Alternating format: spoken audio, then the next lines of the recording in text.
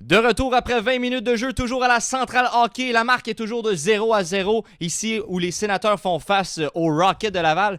Félix, on parlait en avant-match que les Sénateurs devaient profiter des avantages numériques. Ils sont présentement 0-2 ce soir. Et ça m'amène au prochain point. L'entraîneur par excellence de la Centrale Sportive va nous expliquer. J'ai nommé l'entraîneur Lajoie. Ouais, tout à fait, Sean. Et puis, on avait parlé, c'était important pour les Sénateurs de profiter des avantages numériques. Eux qui ont un des pires jeux de puissance de la Ligue sur les patinoires adverses, seulement 12% de réussite. Et là, on est 0-2. Et puis, on sait que le Rocket, c'est une équipe qui prend extrêmement de pénalités. 857 minutes de pénalités aujourd'hui là, avec les deux mineurs doubles qui ont été... Les deux pénalités plutôt qui ont été décernées. Et puis, on n'a pas été en mesure de le faire du côté des Sénateurs. On a vu un brillant jeu de Jeremy Davies qui, comme à son habitude, est très bon avec le disque, très bon pour aller en zone offensive et pour créer un jeu. Il est parti seul, il a failli marquer face au gardien Connor Hughes, mais lorsqu'on était installé dans le territoire, c'était pas suffisant. Les joueurs n'étaient pas placés. Ouais. La fameuse formule 1-3-1, Sean, tu connais, avec un joueur le fameux parapluie. Exact, le parapluie. Eh bien, ça n'a pas été fait. Et puis, c'est assez difficile de concevoir que les Sénateurs, après tout ce temps dans l'année, ne sont pas en mesure de trouver une manière efficace de marquer. Tu as deux joueurs sur les côtés qui peuvent envoyer de bons lancers sur réception. Jeremy Davies, qui est clairement ton corps arrière, celui qui se doit d'avoir la rondelle. Et devant le filet, tu as des gros bonhommes qui peuvent faire dévier des rondelles. Mais les Sénateurs n'ont pas été en mesure. Et puis, on l'a toujours dit, dans un match de hockey, c'est très important, les unités spéciales. La fameuse bataille des unités spéciales peut dire qui va remporter le match ou pas, mais ça n'a pas été le cas. Présentement, les Sénateurs n'ont pas été en mesure de marquer, alors que si on avait marqué une seule fois, c'était 1-0. Le Rocket a joué beaucoup de hockey de rattrapage dans le dernier mois. Eh bien, ça aurait pu être une victoire potentielle pour les Sénateurs. Ça aurait pu être un tournant du match, du moins, Sean. Et contre une équipe comme le Rocket, aussi talentueuse et imposante que le Rocket, c'est important de profiter de ses avantages numériques. Ouais, et surtout que le Rocket a Connor Hughes devant le filet, qui est le deuxième gardien auxiliaire, mais surtout on a plein de joueurs blessés. On a Owen Beck également qui est avec le Canadien, qui est excellent en désavantages numériques, donc il y avait une opportunité assurément pour les Sénateurs. Félix, passons directement aux étoiles du mois. Bon, les étoiles ne sont pas encore sorties, mais on peut tout de même y aller pour des prédictions. Ouais, certaines prédictions, Sean, tu me connais, j'aime bien faire des prédictions. Eh bien, il y a toujours le joueur du mois, la recrue du mois et le gardien du mois. Ouais. Écoute, commençons avec le joueur du mois, là. On ne peut pas passer à côté de la fameuse période que connaît Sean Farrell, qui, oui, au début, c'était très difficile pour lui lors du début, justement, de la saison. Écoute, il y avait beaucoup de difficultés, 9 points à ses 37 premiers matchs, mais depuis, là, dans ses 10 derniers matchs, il a 15 points, 8 buts, 7 mentions d'assistance. C'est excellent pour Sean Farrell, mais il y a également le Québécois Tristan Luneau, qui évolue, là, justement, pour les Gulls de San Diego, le club école des Ducks de Anaheim, qui a eu 1 but et 14 assistances pour 15 points durant le mois dans les 10 derniers matchs. Donc, c'est excellent également. Un Québécois qui fait très bien alors que pourtant sa carrière semblait un petit peu stagner. Ça pourrait être également un candidat. Du côté de la recrue du mois, Sean, j'y vais avec une prédiction d'entrée de jeu. Gianni Niemann. 9 buts, 4 mentions d'assistance durant le mois. Il joue pour les Firebirds de Coachella Valley. Il fait très chaud là-bas, mais Gianni Niemann, ça ne l'intimide pas. Et maintenant, 25 buts cette saison. Et c'est une recrue, Sean. Il a un excellent potentiel et puis il pourrait devenir un joueur clé de l'organisation du Kraken de Seattle s'il continue à se développer de la sorte. Là.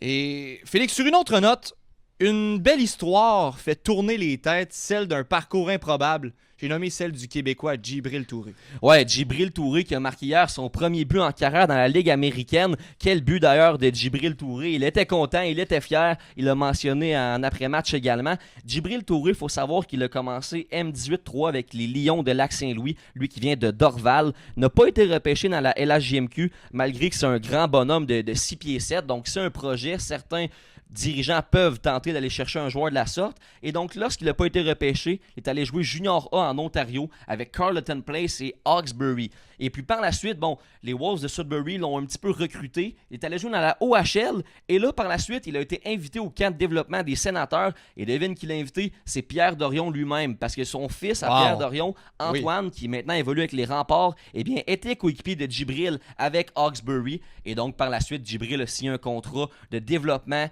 un contrat d'entrée plutôt, oui, avec les Sénateurs. Et maintenant, ben, il fait très bien.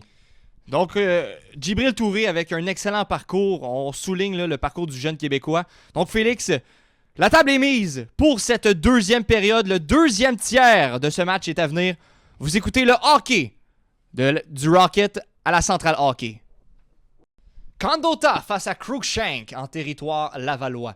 C'est gagné par Condota. Et là, on tente de sortir la rondelle du territoire. C'est repris à la pointe. Un tir de Maxence Guénette qui vient, bloqué par Hughes. Retour là derrière le filet. Voilà Reinhardt. Reinhardt qui tente de conserver le disque alors qu'il ne se fait pas donner de répit par Mailloux. Le long de la rampe maintenant là, à la pointe. Et la sortie de territoire. On aura un 2 contre 1 qui s'orchestre. C'est Roy. Roy s'amène. Tente un tir, rate la cible de peu, alors qu'Harvey Pinard s'en venait de l'autre côté. Et là, Harvey Pinard qui vient de recevoir tout un coup d'épaule au visage de la part de Cruikshank, et on l'a pas vu du côté des arbitres. Là. Et on semble l'avoir vu, Sean, de ce que je viens de voir. Oui, voilà. L'officiel qui semble punir contre Angus Cruikshank. Je pense que ce sera de la rudesse là, à voir le geste qu'il a fait au niveau d'Harvey Pinard. Oui, définitivement. L'arbitre, là, le numéro 58, Jack Hennigan, qui va confirmer la pénalité pour Angus Cruikshank. Donc, une autre opportunité pour le Rocket d'aller en avantage numérique et de rajouter un autre but dans ce match-là. Et Cruikshank, il avait été rappelé par les Sénateurs d'Ottawa pour jouer face aux Sharks. Et là, finalement, il a été renvoyé à Belleville. Et là, il a réussi à être à temps à l'Arena de Laval pour ce match-ci. Beaucoup de voyagements dans les derniers jours et beaucoup de voyagements également pour l'ensemble de l'équipe des Sénateurs de Belleville qui disputent leur 3e match en 4 jours. Là. Ouais, et là, Félix, une autre avantage numérique pour le Rocket dans cette partie. Ils ont profité aux 2 premières et c'est 2-0. Ouais, 2-2 pour le Rocket. Dauphin face à Yannick. C'est remporté par Dauphin. Voilà Roy. Remet à la pointe pour Mailloux. Mailloux tente un tir frappé. Bloqué devant lui par Yannick. Yannick là qui devra se relever de panier de misère. C'est bon pour Mailloux. Mailloux retrouve son coéquipier. Ça revient pour Mailloux. Mailloux a Barré-Boulet. Barré-Boulet maintenant avec le disque. Remonte le cercle. On tente une permutation. Finalement, on descend là, du côté de Mailloux. Mailloux au cercle gauche. Avec le disque. Jongle. Passe pour Farrell. Farrell avec le disque maintenant. Freine. Cherche une option de passe, remet pour Dauphin. Passe soulevée pour Barré-Boulet. Ça a été intercepté. Voilà Mailloux maintenant à la pointe. Mailloux remet de son côté droit. Barré-Boulet avec un tir. Et compte! Quel but! Laurent Dauphin qui fait dévier le tir à Barré-Boulet. Et Félix, c'est 3-0 ici à la Place Belle. Un copier-coller du 2e but de la saison de Lucas Condota alors que Ryan Backer avait trouvé le capitaine dans l'enclave. Cette fois-ci, c'est Laurent Dauphin. Les Sénateurs n'apprennent pas de leurs erreurs, Sean. Dauphin était seul dans l'enclave et quelle passe de Barré-Boulet sur réception. Et puis, il va trouver le fond du filet. Dauphin dans une cage béante encore une fois. Merilanen ne peut rien faire sur les 3 buts ce soir. Mais quel mouvement de rondelle de la part du Rocket qui a très bien bougé le disque en zone offensive. Et on est en mesure de trouver le fond du filet. Laurent Dauphin qui vient inscrire son 17e de la saison, Sean. Mais quelle séquence et quelle soirée pour être un partisan du Rocket ici à la Place Belle ce soir. Mise en jeu au point central, 3-0 pour le Rocket. Et c'est Jacky face à Philippe Daou.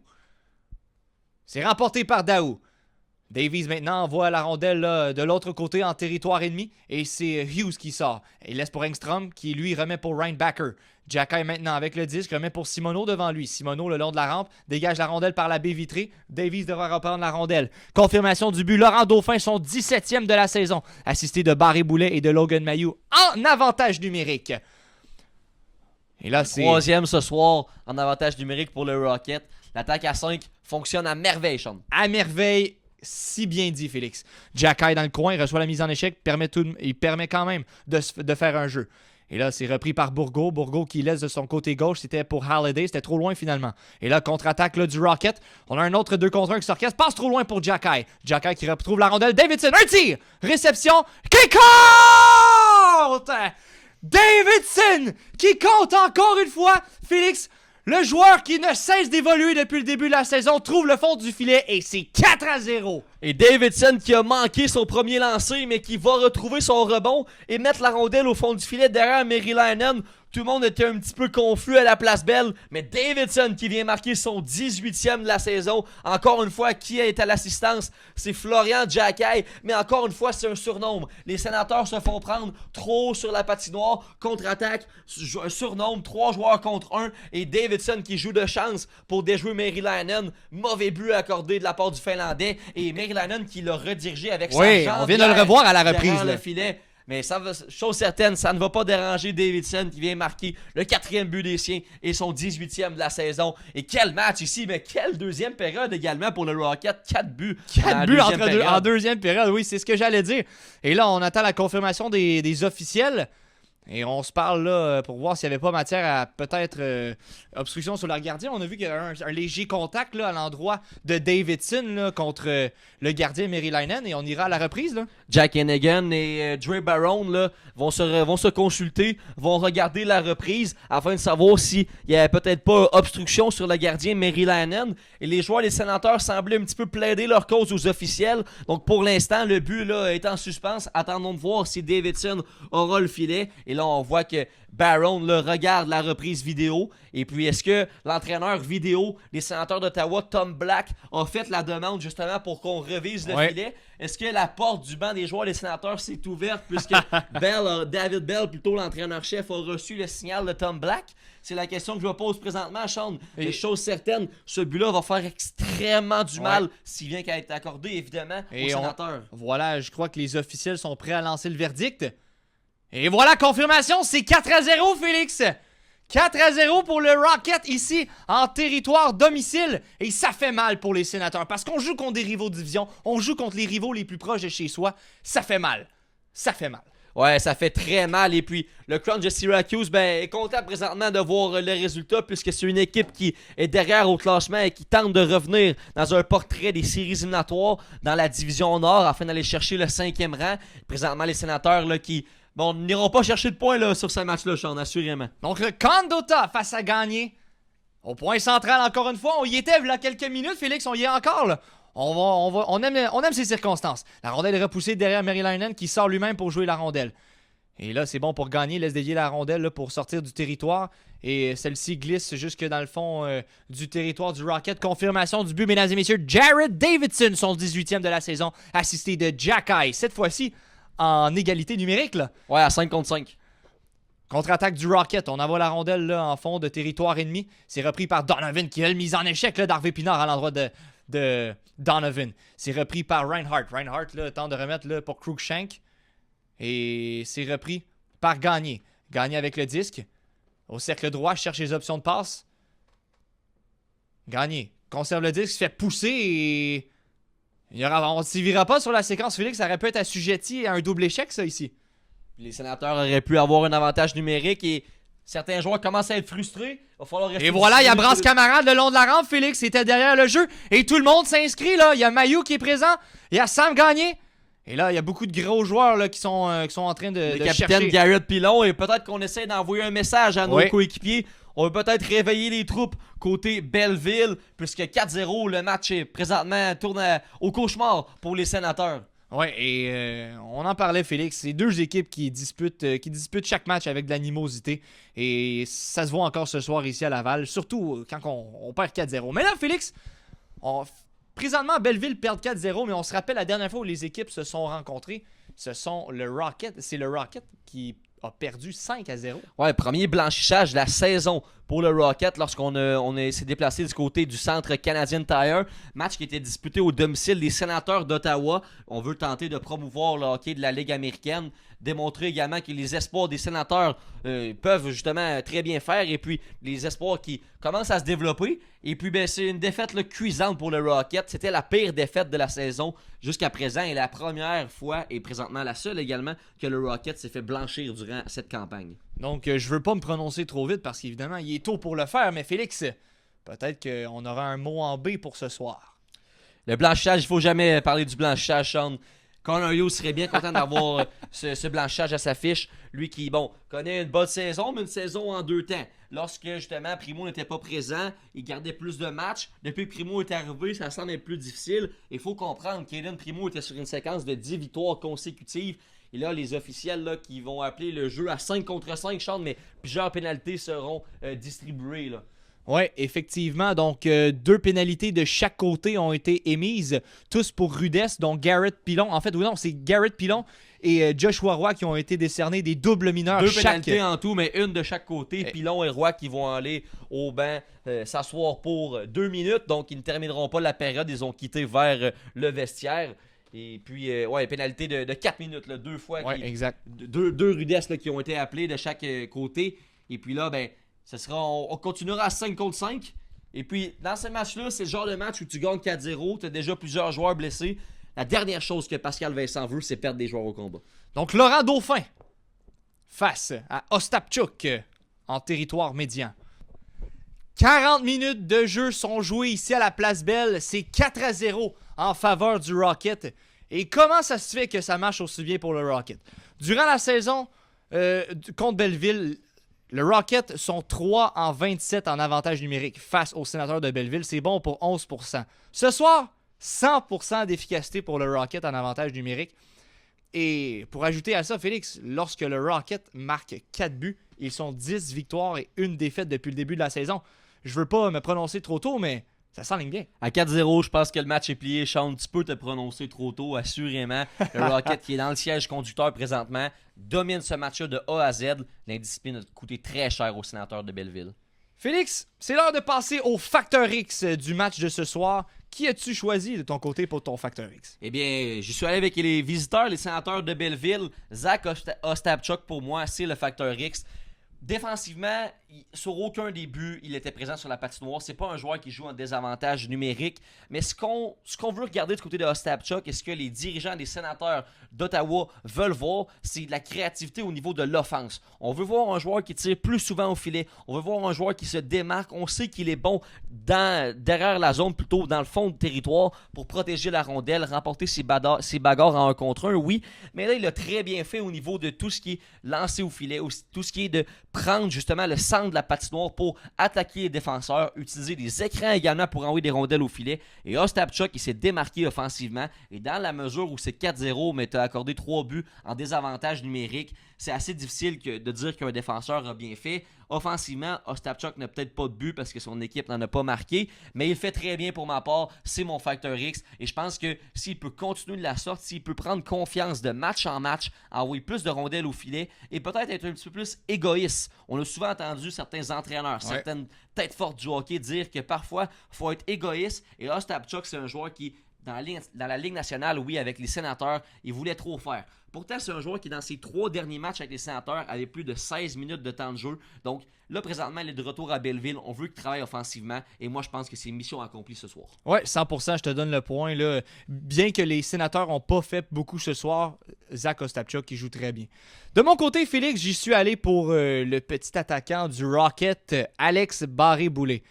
Barré-Boulet, qui est le meilleur pointeur, on l'a mentionné plus tôt, meilleur pointeur chez le Rocket cette saison, a inscrit 1 but et 1 passe dans la rencontre de ce soir. C'est un joueur qui sait trouver ses coéquipiers sur la patinoire. Il sait se créer de l'espace et emmener des rondelles au filet. Comme il l'a fait durant l'avantage numérique. Exactement. Et puis, si je peux me permettre, Sean, on dit que c'est un joueur qui sait se créer de l'espace. C'est tout de même un très petit joueur avec un petit gabarit. Et souvent, c'est ce qu'on lui a reproché à Barré-Boulet. Et c'est souvent en raison de ça qu'il n'a pas fait peut-être la Ligue nationale ou qu'il n'a pas nécessairement joué une saison complète avec le grand club. Parce qu'à 5 pieds 10, 178 livres, Barré-Boulet, c'est un joueur qui... Peut-être que parfois, son impact physique, la manière dont il rentre dans le jeu au niveau de tout ce qui est contact et tout, parfois peut-être qu'il est limité et puis il se réserve un petit peu. Oui, exactement. Et ce soir, écoute, il ne s'est pas réservé. Il ne s'est pas réservé, surtout pas sur la feuille des statistiques, comme on peut le voir présentement. Donc, Barré-Boulet qui joue un excellent match jusqu'à présent. On lui a bien enseigné durant son hockey mineur à Montmagny, Félix.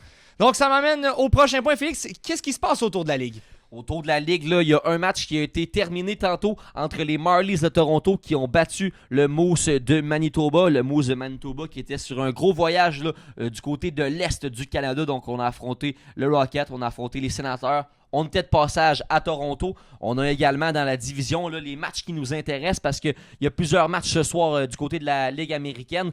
Mais présentement, après 2 périodes, les Americans de Rochester mènent 2-1 face aux Crunch de Syracuse. Et puis les Monsters de Cleveland sont à égalité avec les Checkers de Charlotte. On a également des matchs qui vont commencer plus tard entre les Barracudas de San Jose et puis les Silver Knights de Henderson. D'autres matchs également vont commencer plus tard. Et en ce qui a trait au classement, eh bien présentement, les Americans mènent au score. Donc, ils auraient 75 points théoriquement s'ils emportent ce match-là. Et le Rocket, s'il l'emporte également, aurait 71 points. Donc, théoriquement, on serait encore à 4 points de la première place de la division, mais également de la première place de la Ligue. Par contre, on aurait 2 matchs en moins. Et pour ce qui est des Sénateurs, eh bien, présentement, avec cette défaite-là, ça nous met un petit peu dans l'eau chaude pour les séries, mais il reste encore beaucoup de hockey à jouer, Sean.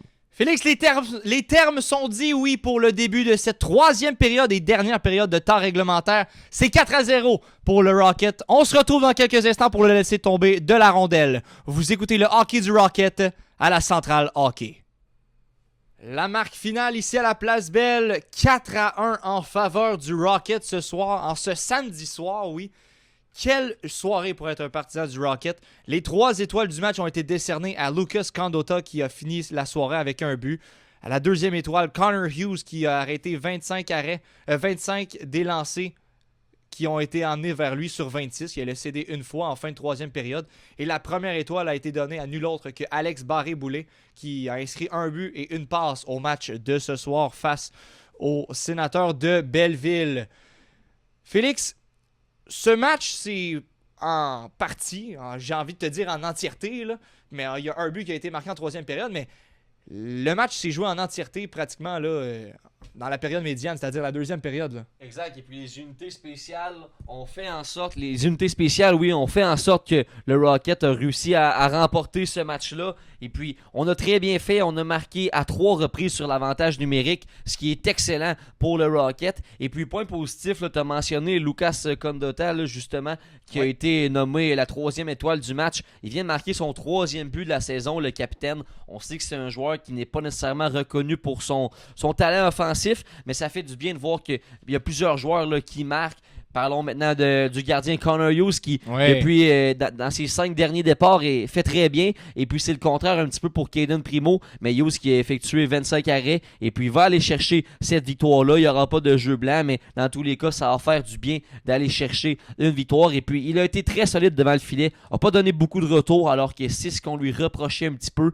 Alors que il vient d'arriver en Amérique du Nord, peut-être un petit peu de difficulté à s'adapter au style de jeu du hockey nord-américain, alors que clairement là, c'est différent au niveau de l'Europe. Alors j'ai bien aimé son travail, et puis Barré-Boulet, qui comme d'habitude est un joueur qui excelle, qui encore une fois a démontré pourquoi c'est le meilleur pointeur du Rocket cette saison.